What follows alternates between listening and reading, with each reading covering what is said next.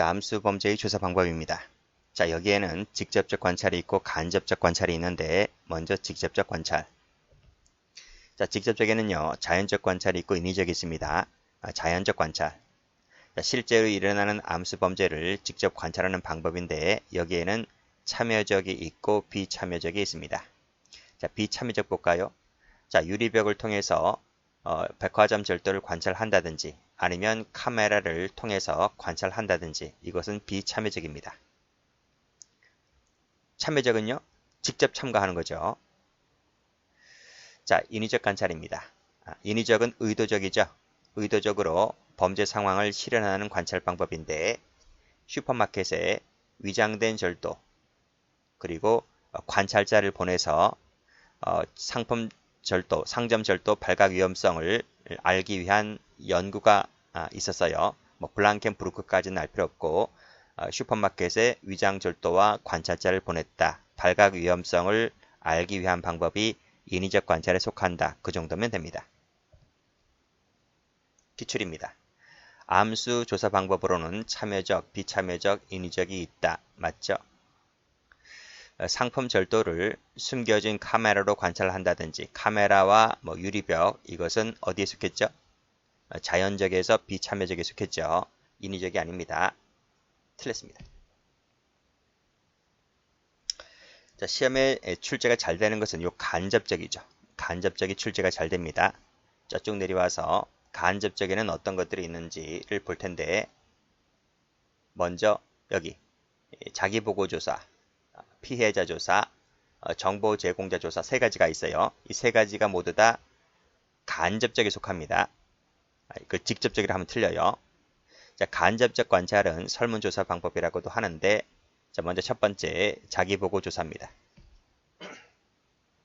자기가 누구야? 자기는 행위자를 말하죠. 의입니다. 자, 일정한 집단을 대상으로 개개인의 범죄, 비행을 설문지 등을 통해서 스스로 보고하게 하는 것을 말하는데 자, 이 자기보고 조사에는 범죄 피해를 당했다는 부분 또는 했다는 부분까지 모두 포함하는 개념입니다. 응답자는 익명으로 자신들이 저지른 범죄를 진술하게 하는 방법이 많이 사용되는데 표본조사 그리고 집단조사 등의 방법이 사용됩니다. 다 기출이에요. 장점 볼게요. 자, 공식 통계에 나타나지 않는 암수 범죄를 파악하는 데 유용하죠. 어쨌든 이 모든 게 다 뭐예요? 직접적 관찰이든 간접적 관찰이든 다 암수 범죄를 파악하는 데 다 유용합니다. 그래서 이것은 그다지 대단한 건 아니죠. 보다 객관적인 범죄 실태, 범죄량, 빈도 파악 도움이 되고요. 계급적인 편견 파악할 수도 있습니다. 그리고 밑에 보면 범죄 원인, 발생 과정을 파악하는 데 유용하다고 볼 수가 있겠죠. 근데 장점 그다지 잘 나오질 않아요. 단점 볼게요. 자기보고 조사이다 보니 이 응답자의 성실성에 따라서 조사 결과의 신빙성이 좌우된다는 것은 단점에 속하겠죠. 또 이 스스로 범죄 결과를 자기보고 조사이다 보니 과연 이 사람이 정확하게 보고할지가 의문이 들겠죠. 세 번째로는 괜히 이거 적다가 발각되는 거 아니야? 그쵸? 그래서 발각이 두려워서 사실을 은폐할 수 있다는 그런 문제도 발생할 수가 있겠죠. 이런 것들은 단점에 속합니다. 또 있어요. 범죄자가 자기가 범한 범죄를 인지하지 못하는 경우도 있죠. 또는 범죄를 범하지 않았다라고 이렇게 오신하는 경우도 있어요. 그치? 범죄자가 형법학자는 아니잖아. 변호사도 법률가도 아니잖아. 법률가라면 정확하게 내가 범죄가 된다 안 된다를 파악할 수도 있겠지만 범죄자가 그런 경우가 많나요? 그쵸? 무식자도 많은데 그쵸? 무학자도 많고 그렇기 때문에 내가 하는 것이 범죄인지 아닌지도 모르는 경우도 태반입니다. 그래서 정확한 실태 파악이 그래서 곤란하다라고 볼 수가 있겠죠. 자, 경미 범죄는 뭐 자기 보고 많이 할 거예요.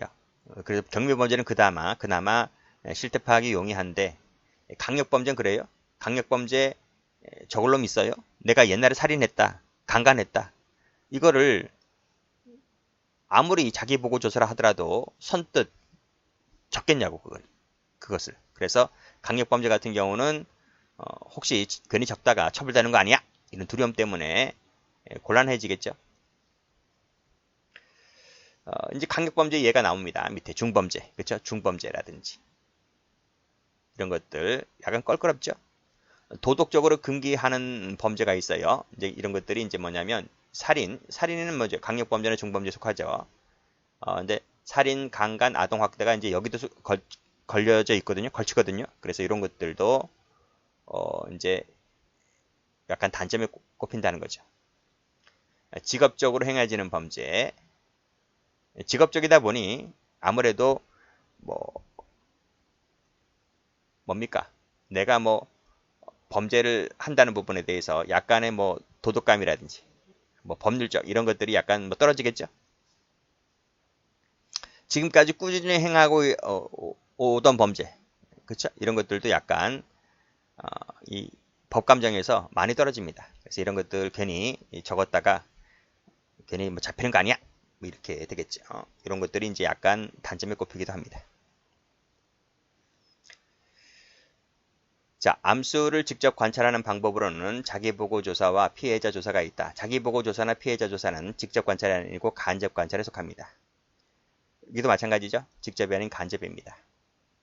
자기보고 조사는 경미한 범죄보다는 살인 등 중범죄를 측정하는 데 사용된다. 앞뒤 바뀌었습니다. 살인 등 중범죄는 암수범죄 자기보고 방식을 통해서 암수를 쉽게 파악할 수가 있다. 틀렸죠? 여기도 앞뒤가 바뀌었고요. 중범죄, 사회적으로 금기가 되는 범죄를 조사하는 유일한 방법은 자기보고조사다. 자기보고조사는 이런 것을 파악하는데 약간 어렵다고 했습니다. 틀렸습니다. 자, 두 번째로 볼 것이 피해자 조사입니다. 피해자 조사. 출제가 좀 되죠? 별표 안 칠게요. 다 별표 칠 겁니다. 다 별표 내용인데 여기만 굳이 별표는 안 칠게요. 자, 이 피해자 조사는 암수 범죄 중에서 가장 많이 활용된다. 이게 시험 문제입니다. 가장 많이 활용되는 방법은 자기보고 조사가 아니라 피해자 조사가 가장 많이 활용됩니다. 출제 많이 됐죠? 자, 이 피해자 조사는 자기 보고 조사보다는 대표성 있는 자료 수집을 할 수 있다는 거지. 그리고 사회 전체 범죄 비용을 산출해낼 수도 있다라고 되어 있는데 그냥 보시고, 자, 피해자를 직접 조사함으로써 정확하게 범죄 현상 파악이 가능하고, 그리고 전국적인 조사로 인해서 대표성이 있는 자료를 수집할 수 있다는 것은 장점에 꼽힙니다. 또 피해자 역할 등 범죄 발생 과정을 밝혀주기 때문에 범죄 예방 하는데 유용하다는 거죠. 그렇죠? 범죄 예방, 특히 피해 축소, 범행 기회 제거 측면에서 가로 열고 여기 닫고 이 범죄 예방 측면에서 유용한 자료를 제공해 준다. 그리고 규모 파악하는 데 있어서도 실제 범죄 발생량을 추산해 줄 수 있다는 그런 장점을 갖기도 합니다. 어쨌든 우리가 지금 앞에서 보았던 자기보고조사, 피해자 조사, 다음에 보는 정보 제공자 조사 이런 것들이 다 암수 범죄 파악하는데 유용합니다. 그래서 뭐 이 규모 파악이라고 하는 것은 굳이 여기에서만 적용되는 건 아니에요. 단점 볼게요. 역시 이것도 마찬가지로 피해자가 피해를 인식하지 못하는 경우도 있다는 거지. 법률 전문가가 아니기 때문에. 또 피해자가 범죄 피해가 없었다라고 이렇게 오신하는 경우도 있다는 거지. 그래서 경각성이 결여됩니다. 요 단점은 여기서도 되지만 앞에서 보았듯이 여기 자기보고 조사에도 똑같이 적용됩니다. 자, 피해자 조사를 했지만 환경범죄, 정치범죄, 경제범죄, 조직범죄 같은 경우에 정확한 조사 결과를 얻기가 어렵겠죠. 그래서 여기도 그다지 타당치 않다는 것입니다. 주로 절도, 강도 등 피해자 개인, 개인으로 하는 개인적 법익에 대한 범죄가 주로 설문지 대상에 포함되겠죠. 그렇기 때문에 사회 전체를 파악하는 데는 한계가 있다. 한계가 있다는 것은 제가 X 칠게요. 또 피해자를 개인으로 구체화할 수 없는 범죄들이 있는데 그게 이제 추상적 위헌범입니다. 뭐 추상적 위헌범까지 뭐 여기서 설명하려면 장황한데요. 혹시 형법 배우신 분들은 추상적 위헌범이 뭔지는 조금 알 거예요. 그리고 피해자가 개인이 아닌 죄들이 있어요. 개인이 아닌. 이제 그런 것이 이제 피해자가 법인이나 단체인 경우, 그리고 보편적 법익인데 이 보편적 법익이 바로 이제 국가적 사회적 법익을 말합니다.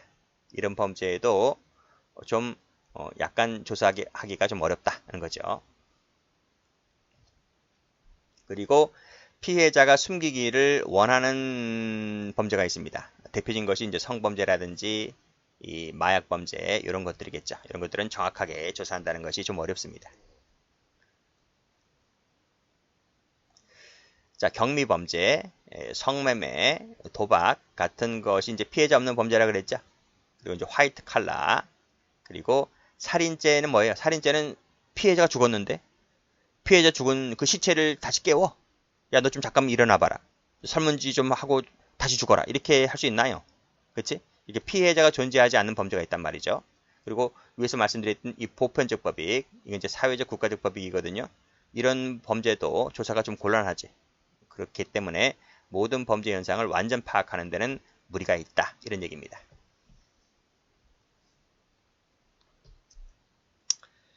또 피해자의 그 기억의 부정확성 있다는 거죠. 그렇죠? 뭐 수년 전, 수십 년 전 그런 것까지 끄집어내야 되니까 정확하게 끄집어낸다는 것이 약간 오류 발생할 수도 있다는 것이고, 기억에 의존하기 때문에 객관적 자료를 수집하기가 곤란하다. 뭐 비슷한 것인데 전부 다 써드린 이유는 이런 기출지문이 각각 나왔기 때문에 뭐 중복된다 하더라도 중복되는 한도에서 이해하시면 되겠습니다. 비슷한 것들은 묶으시면 됩니다. 또 과장된 보고를 하는 경우도 있을 수가 있겠죠. 그래서 진실이 은폐될 가능성도 있다. 과대보고, 과소보고 이런 문제점이 발생할 수가 있다. 자, 응답자의 지식이 충분하지 못한 경우도 있겠죠. 그리고 질문 문항을 잘못 작성할 가능성도 있고 그래요. 개인적 편차가 있는 거죠. 자, 됐고 어떻게든 밑줄 그어야 되겠는데 잘못 작성 밑줄 그시고 지식이 충분하지 못하는 경우도 있어요. 우리가 보험 들 때 생각하시면 됩니다. 보험자들도 보험 들고 싶은데 뭐 보험사들이 다 이제 뭐 여기만 사인해 주세요, 사인해 주시고 하지만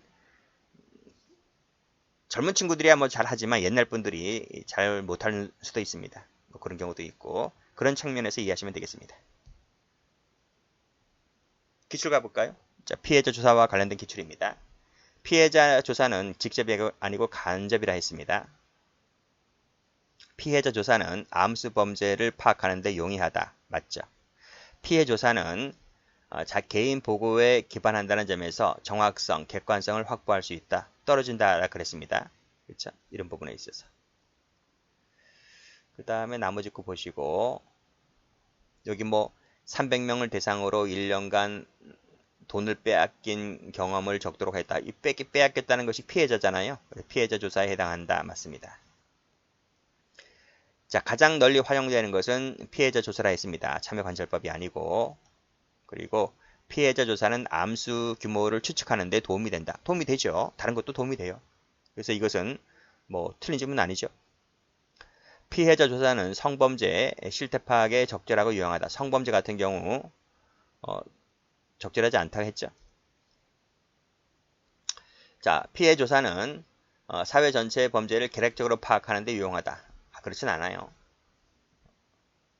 앞에서 말씀드렸고, 그리고 국가적 사회적 법익에 대한 암수는 피해자 조사를 명확하게 파악할 수 있다.